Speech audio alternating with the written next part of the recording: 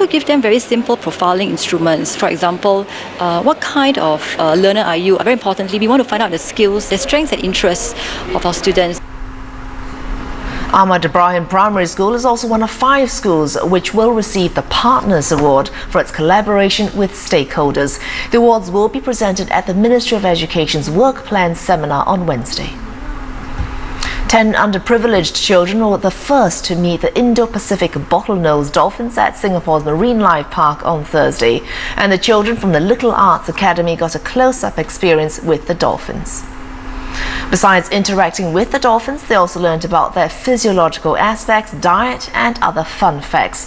This program is the latest to be offered at the park, where participants can get up close and personal with the dolphins in waist-deep waters. It will open to guests at the end of this month. And that's all we have on Singapore Tonight, but coming up on That's IT. Timothy Goh tries out high-tech cosmetic procedures that claim to fix the recent phenomenon called smartphone face. And if you don't know what smartphone face is, you might just want to stick around and find out.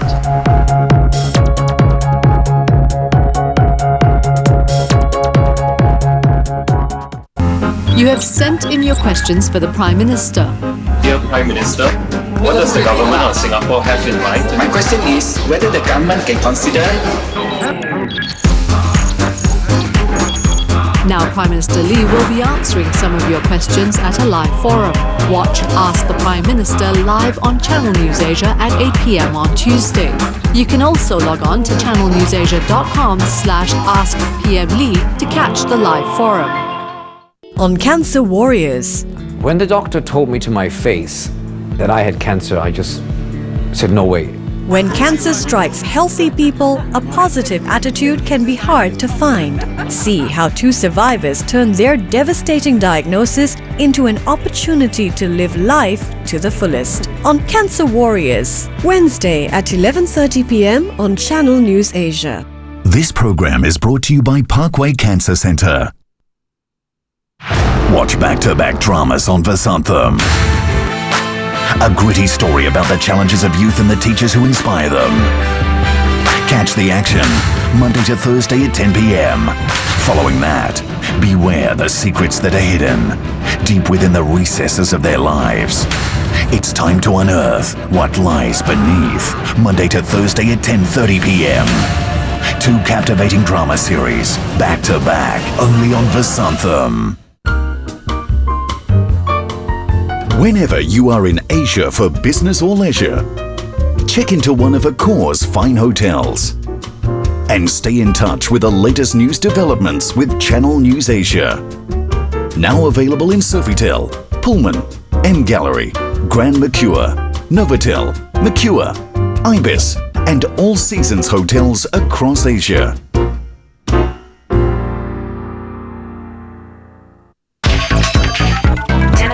Identity confirmed. All access granted. That's IT. Start in 3, 2, 1. Hello everyone, and thanks for staying in for That's IT. This is our season finale as I embark on a long hiatus, so allow me to pretend to be emo at the start of the show. Perfect segue to what I'm going to tell you about first. Emotional gaming. Apparently, it is the next big thing in video games. The studio head of video game maker Quantic Dreams was in town, so we cornered him to ask him what this is all about.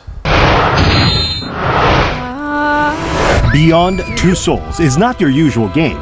Centered around questions about what happens after death, the game follows the character Jodie Holmes and her link with a ghostly entity. Scenario aside, Beyond Two Souls also deviates from normal gaming norms. For example, there are no game over scenarios. If the player makes the wrong decision, just like in real life, the game continues on. The game also features 2 A-list Hollywood actors, Ellen Page and William Dafoe. And every single action you see in-game was filmed in real life.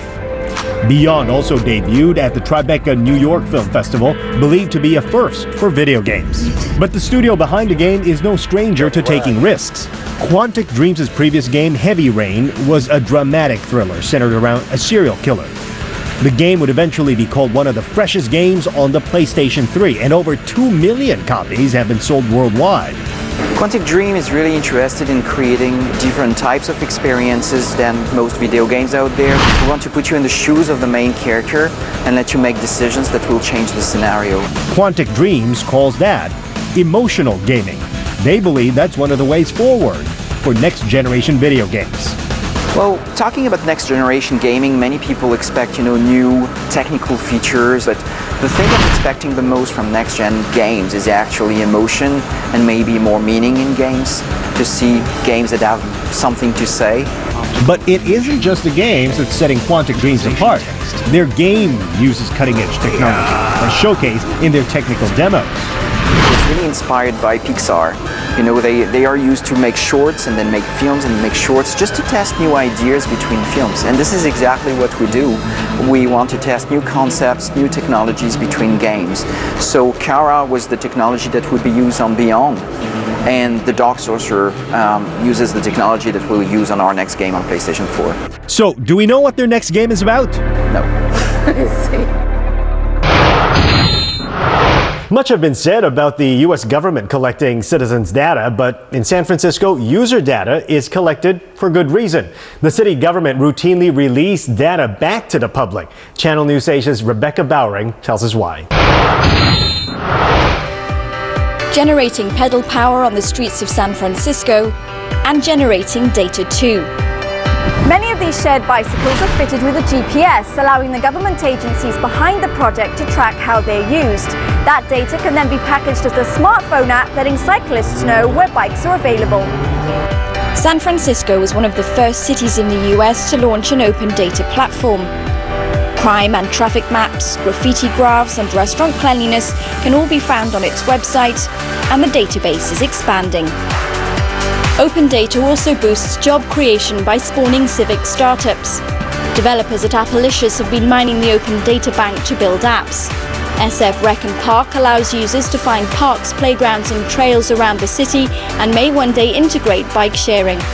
Award-winning entrepreneur Yo Yoshida says governments have struggled to deliver such civic services, and that's where the private sector comes in. And we created one of the first public-private partnerships with government to be able to release a mobile app using open data to engage the citizens and tourists coming into the city of San Francisco. Civic entrepreneurship is now a multi-billion-dollar industry. San Francisco regularly hosts hackathons where local web developers work on public service projects. The Accelerator program, run by non-profit organization Code for America, mentors exclusively civic startups. We had no idea how much demand there would be for our programs. As more and more information is released by cities across the US and beyond, entrepreneurs will keep building technology that helps government stay accountable and oil the wheels of democracy. Rebecca Bowering, Channel News Asia, San Francisco. What I'm about to show you now is a case of technology undoing what other technological advancements have done to some of our face. So let me ask you this. Do you know what a smartphone face is?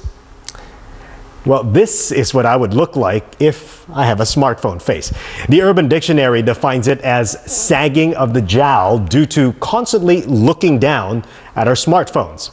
Admit it or not, we all do it. And that practice, together with gravity and the natural process of aging, means we may be speeding up the process by constantly looking at our mobile devices or our laptops. And this is where chintervention comes in, a range of cosmetic procedures to reduce sagging chins. Doctors in the US and the UK report seeing an increasing number of younger men and women seeking treatments for saggy jowls and double chin. So I staked out a local aesthetic clinic to observe the situation myself. It didn't take long before Fred came in for a consultation. All right, Fred. How are you today? I'm fine, thanks, Doc. Part of Fred's work requires him to go on stage for speaking engagements. I'm a bit of a public speaker, so I'm a little bit concerned about my profile, especially on stage and the publicity photographs. It's a little bit... And he is starting to get attention on all the wrong places. Dr. Rohan Mendes suggests a state-of-the-art treatment called Exilus. Exilus uses radio frequency and ultrasound, directing heat to the subcutaneous fat tissues. increasing the metabolic rate of the fat, and then liquefies the fat. But where does all that fat go? The liquefied fat then exits from the fat cell and it goes into a system which we call the lymphatic system. It then drains naturally to the liver. The doctor says it uses heat, so we asked Fred how hot it felt. It was like a pleasant face massage, and it was a little bit warm. When it got too warm, he would switch to a different side where there's a nice cold gel. For less severe cases or for a quick fix, there is a treatment called acoustic sound, which uses sound waves to pound liquefied fats out of specific areas. It may sound scary, but...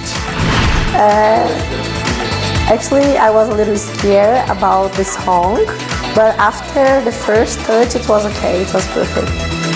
Although there is still no direct link between smartphone face and an increase in people seeking chintervention, Dr. Mendez says the younger ones should always keep in mind that staying healthy in every way possible means not having to seek any kind of aesthetic treatment for a long time to come. So holding your phone up this way might also help, so give it a try. We've come to the end of the season. I am taking a break, as I told you earlier, and we will be back before Christmas. We will also stay connected on our Facebook and Twitter pages, so follow me there. I'm Timothy Go, and for now, that's it. That's IT. Shutting down. Monday on AM Live. Hello. I'm good. He's good, but how good is Samsung's brand new Android smartwatch, the Galaxy Gear? Stefan, though, has a review on tech today. More artists are reinventing their approach to traditional Chinese ink painting, but are they taking it too far? And don't miss our new series, The Doc Is In. We'll answer your burning questions about health screening. The consultation begins Monday on AM Live.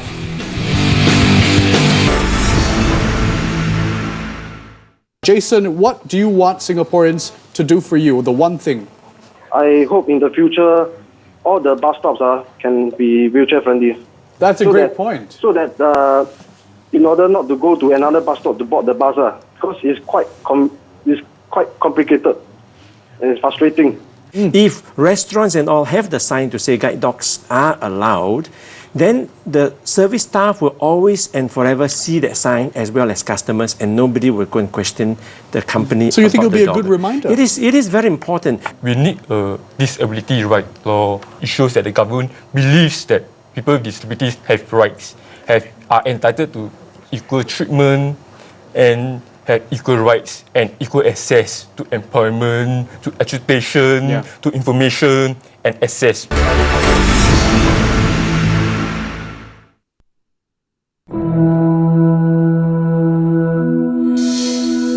Experience the finest Swiss hospitality. Only at Swiss Hotel Hotels and Resorts.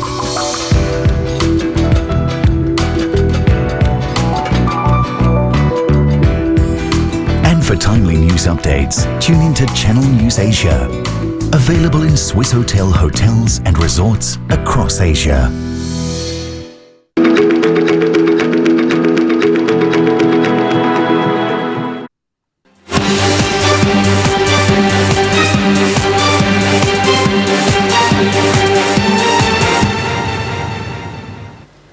Hello and welcome to Correspondence Diary. I'm Adil Sabir. Let's take a look at reports from the region and around the world. Well, this week, North and South Korea resumed operations at the Kaesong Industrial Complex after 5 months of closure. The joint industrial complex inside North Korea is seen as an indicator of ties between the two countries. Both sides are now trying to lure foreign investment to Kaesong, and some say it's a sign of better relations ahead. Hundreds of vehicles lined up to cross the inter-Korean border and travel to Kaesong Industrial Complex. About 820 South Korean workers and businessmen crossed the demilitarized zone to return to work at their factories in North Korea. Nearly half of them will be staying overnight, as they had done in the past. 우리 4월 3일 날 문 닫고 이제 오늘 처음 들어가는데 기분이야 그렇지만 좋아지겠죠.